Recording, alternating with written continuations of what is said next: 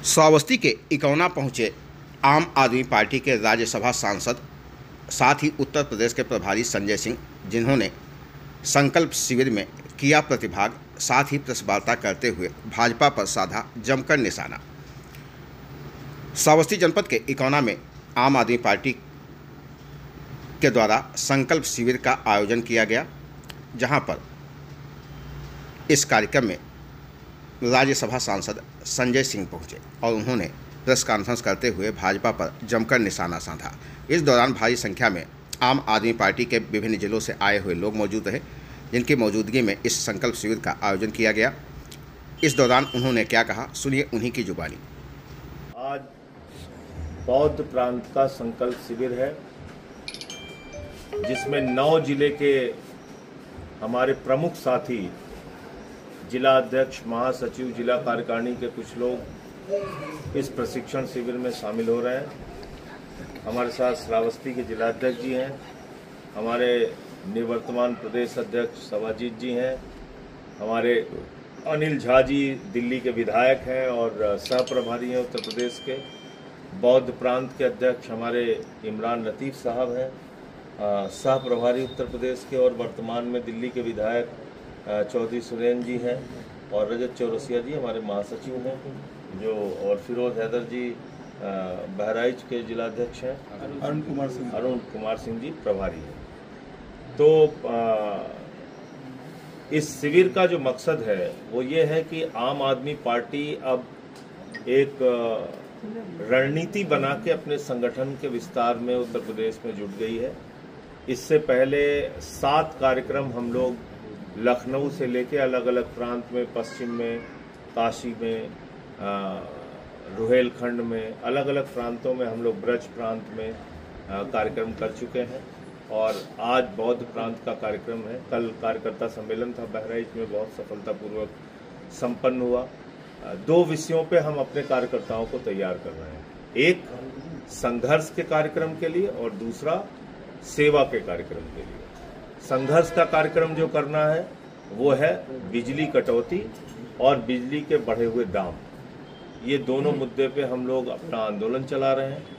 इसके अलावा उत्तर प्रदेश में शिक्षा और स्वास्थ्य की जो हालत है, आज 6000 स्कूल उत्तर प्रदेश में बंद होने जा रहे हैं, क्योंकि हर स्कूल में एक टीचर है, एक से ज्यादा टीचर नहीं है। तो हिंदू मुसलमान, दंगा फसाद, लड़ाई झगड़ा, ये सब पे तो पूरा ध्यान है भाजपाइयों का, लेकिन जब बच्चों के लिए स्कूल बनाने की बात होती है तो कह रहे हैं साहब हम 6000 स्कूल बंद करेंगे, इसलिए कि वहां सिर्फ एक टीचर है। तो ये एक टीचर अगर है तो सरकार का निकम्मापन है कि एक टीचर क्यों है, क्यों वहां बच्चों की संख्या नहीं बढ़ रही है, क्यों वहां पे टीचर्स की संख्या नहीं बढ़ रही है, क्यों विद्यालयों में सुविधा नहीं बढ़ रही है। नमक रोटी अगर आप खाने के लिए दोगे, नून भात खाने के लिए दोगे, तो बच्चे कैसे जाएंगे। मिड डे मील की बहुत सारे खबरें आप लोगों ने पहले भी की है। इसी तरीके से स्वास्थ्य की बदहाली है। बिजनौर का मामला सामने आया, डायलिसिस के दौरान जनरेटर बंद हो जाता है, डीजल नहीं था, मर जाता है लड़का। बदायूं में 30 से 35 बच्चे हर महीने मरते हैं, क्योंकि वेंटिलेटर के लिए कर्मचारी नियुक्त नहीं है। मेरे गृह जनपद सुल्तानपुर में कागज के पन्ने पर एक्सरे की रिपोर्ट दी जाती है। तो ये स्वास्थ्य की हालत है उत्तर प्रदेश के अंदर। भ्रष्टाचार की हालत यह है, टंकी बन रही है, उद्घाटन के पहले उड़ जा रही है। सड़कें बन रही है, उद्घाटन के पहले टूट जा रही है। पुल बन रहा है, उद्घाटन के पहले दरार आ जा रही है। तो भ्रष्टाचार के भी बहुत बड़े मुद्दे शिक्षा, स्वास्थ्य, बिजली के सवाल को लेके है, जिसको लेके हम लोग आंदोलन करेंगे। और आज आप क्या कह रहे हैं? और आज बौद्ध प्रांत के सम्मेलन में 2-3 बातें निकल के आई। एक तो बस्ती के गन्ना मूल्य के बकाये का मामला आया है, गन्ना किसानों का। संत कबीर नगर की गन्ना मिल बंद हुई है, उसका मामला सामने आया। गन्ना किसानों का मुद्दा जब मैं गया था पश्चिमी उत्तर प्रदेश में, वहाँ भी था कि गन्ने का मूल्य नहीं बढ़ाया गया, और जब भी कोई मूल्य मांगने जाता है उसको लाठी से मारते हैं। खाद की बोरी मांगने जाता है तब लाठी से मारते हैं। नौजवानों के बीच अभी मैं गया था प्रयागराज, वहाँ पे उनसे मुलाकात की। 2 लाख शिक्षकों की भर्ती का विज्ञापन ट्वीट करती है उत्तर प्रदेश की सरकार और फिर डिलीट कर देती है। ना तो शिक्षा इनके लिए प्राथमिकता है, ना स्वास्थ्य इनके लिए प्राथमिकता है, ना सड़क इनके लिए प्राथमिकता है। इनके लिए सिर्फ और सिर्फ एक ही प्राथमिकता है, बुलडोजर। सबके ऊपर बुलडोजर चलाओ। मंदिर है तो चला दो, मस्जिद है तो चला दो, दरगाह है तो चला दो, मदरसा है तो चला दो, सफाई कर्मी का घर है तो चला दो, व्यापारी की दुकान है तो चला दो। एक तरफ दिल्ली बनारस में अभी मैं 42 दुकानें लंका गेट के सामने जमी दोज कर दी गई। 110 साल पुरानी वहां चाची की कचौड़ी की दुकान थी और सारे हिंदू 42 के 42, कोई उसमें मुसलमान नहीं है। अभी अयोध्या में नोटिस पड़ गई है, सब उजाड़ने जा रहे हैं, सारे हिंदुओं की दुकान है। तो ये सिर्फ मुसलमानों के खिलाफ नफरत के भाषण देके ये दिखाते हैं हिंदुओं को, हाँ भाई खुश रहो, जेब उनकी भी काट रहे हैं, दुकान उनकी भी उजाड़ रहे हैं, मकान उनका भी उजाड़ रहे हैं, बच्चे उनके भी शिक्षा से वंचित हो रहे हैं, बिजली उनको भी महंगी मिल रही है। तो कुल मिला के अपने मुद्दे के ऊपर राजनीति को लाना पड़ेगा। ये आम आदमी पार्टी का संकल्प शिविर का उद्देश्य है और हम लोग तो पूरी मजबूती के साथ आम आदमी पार्टी लड़ेगी और गांव-गांव में अपना संगठन निर्माण करेगी। दिल्ली में तो बुलडोजर चल ही रहा है, यूपी में भी मदरसों को ताबड़तोड़ तरीके से तोड़ा जा रहा है, क्या कहेंगे इस पे? देखिए, मदरसे ही नहीं, मदरसे तोड़े जा रहे हैं, दरगाहें तोड़ी जा रही हैं। हमारे खुद के जनपद सुल्तानपुर में 35 घर सफाई कर्मियों के थे, 40-40 साल से वहां रह रहे थे। मोदी जी तो उनका पैर धोते हैं फोटो खिंचवाने के लिए। 35 के 35 घर जमींदोज कर दिए गए। अभी मैं काशी से होके आ रहा हूं, मैं आपको बता रहा हूं 42 दुकान मकान जमींदोज कर दिए गए। तो मदरसों को टारगेट कर रहे हैं अपने राजनीति के चक्कर में, लेकिन किसी को नहीं बख्श रहे हैं। अभी एलडीए का नोटिस मिल गया है लखनऊ में, वहां भी दुकान मकान सबका तोड़ने जा रहे हैं। तो इसके खिलाफ देखिए, बुलडोजर अगर चले तो किसी भी वर्ग को खुश नहीं होना चाहिए कि आज मुसलमान पे चल रहा है चलो जश्न मनाओ, फिर कल हिंदू पे चल रहा है चलो जश्न, इसका कोई अंत नहीं है सर। ये अपने साथ नहीं। देखिए, ऐसा है, भारत को अपने हितों की रक्षा करनी चाहिए और अपना हित सर्वोपरि रखना चाहिए। क्यों मैं ये बात कह रहा हूं? अभी पाकिस्तान से जब हमारी लड़ाई हुई, 73 देशों की यात्रा करने वाले प्रधानमंत्री, 129 बार यात्रा करने वाले प्रधानमंत्री के समर्थन में एक देश नहीं खड़ा हुआ।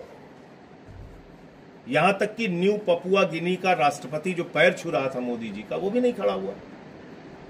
तो विदेश नीति के मामले में आप फेल साबित हुए पूरी तरीके से। पहलगाम में 200 किलोमीटर अंदर घुस के उन खूंखार आतंकवादियों ने हमारी बहनों के माथे के सिंदूर उजाड़ दिए, आज तक नहीं पकड़े गए वो।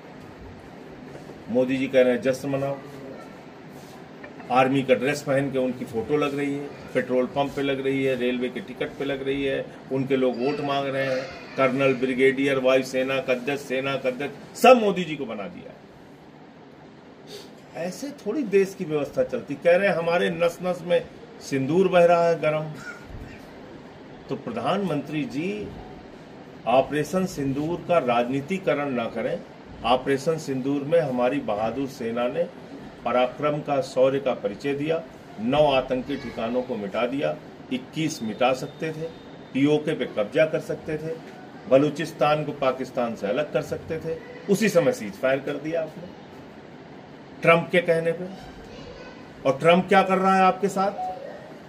मैं चाहता हूं पत्रकार बंधु, मीटिंग हो रही है, तो हमारी विदेश नीति कहां पे खड़ी है?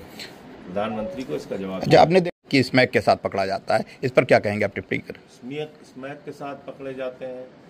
इनके यहाँ बहुत बहुत धाकड़ नेता है जिनकी आप तस्वीरें देखते हैं, तो कितनी कितनी बातें करें इनके बारे में। इनके बारे में तो बात भी करना शर्म आती है। सर, लोकसभा चुनाव में पीडीए क्या फार्मूला था कि सभी पार्टी एक साथ मिलकर लड़ी है, क्या जो तो कभी सिंबल पे होता नहीं है। और पंचायत का चुनाव पिछली बार भी सब लोग अलग अलग लड़े थे, हम पिछली बार भी हम भी अकेले लड़े थे। 40 लाख वोट हमें मिला था, 87 सीट हमने जीती थी पूरे उत्तर प्रदेश में। तो इस बार पंचायत के चुनाव में हम लोग अकेले पूरे उत्तर प्रदेश में। तो संकल्प शिविर की जो आप अभी हम सिर्फ 26 की बात कर रहे हैं, 26 के बाद 27 की बात आपसे करेंगे विस्तार से। आदरणीय सांसद जी जो हमारे प्रभारी हैं उत्तर प्रदेश के, दिल्ली से मैं खुद जो विधायक हूँ और सह प्रभारी हूँ, और हमारे चौधरी सुरेंद्र जी सह प्रभारी हैं, हम लोग यहाँ पहुँचे हैं। हमें लगता है कि उत्तर प्रदेश के अंदर असीम संभावनाएं हैं संगठन को मजबूत करने की, क्योंकि जिस प्रकार से फेडरलिज्म की राजनीति को यहाँ सत्ताधारी दल ने आगे बढ़ाया है, उस फेडरलिज्म की राजनीति को, जिसे सामंती सोच और विचार की राजनीति कहते हैं, उस धार को कुंद करने के लिए, उसे खत्म करने के लिए हमें जनमानस के वास्तविक मुद्दों के साथ आगे बढ़ना पड़ेगा। क्या है कि लोकसत्ता की ताकत को इन्होंने बिल्कुल निरंकुश ताकत में तब्दील कर दिया है। तो जनता ने लोकसत्ता दी ना आपको, तो निरंकुश शासन थोड़ी ना दिया। उसके बाद मैं हैरान होता हूँ कि मैं तो दिल्ली से विधायक हूँ, वहाँ 10 मिनट की बिजली जाती है तो हाहाकार मचता है। केजरीवाल जी वहाँ पर 11 वर्ष मुख्यमंत्री रहे, उनका सरकार में शासन रहा, 10 मिनट बिजली नहीं जाती थी। लेकिन मैं अभी पत्रकार बंधुओं से पूछता हूँ, 10-10 घंटे यहाँ बिजली जाती है और यहाँ एक बड़ा आंदोलन खड़ा होने में समस्या आ रही है। या तो ये लोग भय दिखाते हैं, डराते हैं, लोग खड़े नहीं हो रहे, आंदोलन नहीं खड़ा होगा, बिजली नहीं होगी तो व्यापार कैसे खड़ा होगा। हमने देखा है संत कबीर नगर के अंदर जितने सरकारी फैक्ट्रियां थी वो सारी की सारी कोलैप्स हो गई, 7-8 बची हुई है। जो सत्ताधारी दल के विधायक हैं उन लोगों ने उन पर अवैध कब्जे कर लिए हैं। उसके बाद यहाँ पर गन्ना किसानों का जो मामला है, शुगर मिलों में अनियमितताएं हैं, ह्यूज लेवल पे करप्शन है। गन्ना किसानों को जो यहाँ पर बराबर जो उनका समर्थन मूल्य बढ़ाने की बात थी या उनको देने का टाइम पर बात है, वो नहीं देते हैं।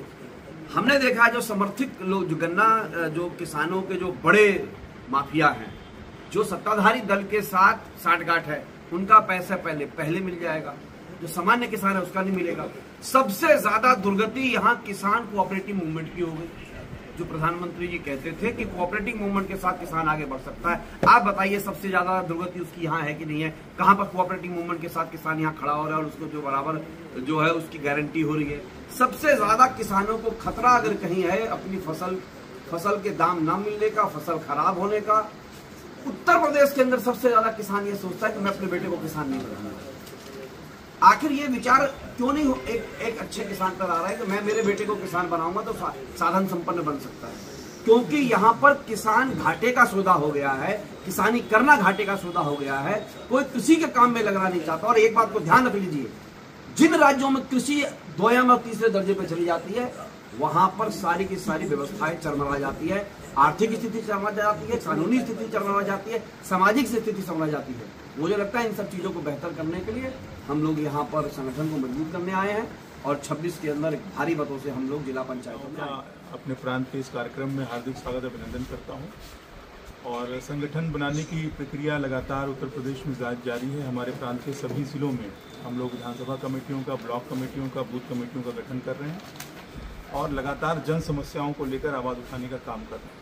इसी क्रम में आप पत्रकार बंधु जानते होंगे कि श्रावस्ती जनपद की एक बड़ी समस्या थी, यहाँ का जो सामुदायिक स्वास्थ्य केंद्र इकौना का है, उसमें अल्ट्रासाउंड मशीन नहीं थी और अल्ट्रासाउंड मशीन लगाने के लिए हमारे यहाँ के जिलाध्यक्ष रामकृष्ण सोनी जी और हमारे प्रांतीय महासचिव रजत चौरसिया जी ने आमरण अनशन तक किया था। और माननीय सांसद जी के हस्तक्षेप के बाद जब यहाँ के डीएम ने संज्ञान लिया, यहाँ के आला अधिकारियों ने संज्ञान लिया और ये वादा किया गया कि अल्ट्रासाउंड मशीन लगाई जाएगी, तब हमारे साथियों ने अनशन खत्म किया। अब चलाने वाला कई महीना हो गया, मशीन आ गई रखी है लेकिन अब वो चलेगा नहीं। फिर मशीन आ गई लेकिन अभी ये जो व्यवस्था है ये एक डॉक्टर की नियुक्ति नहीं कर पा रही है कि उस मशीन का संचालन किया जा सके।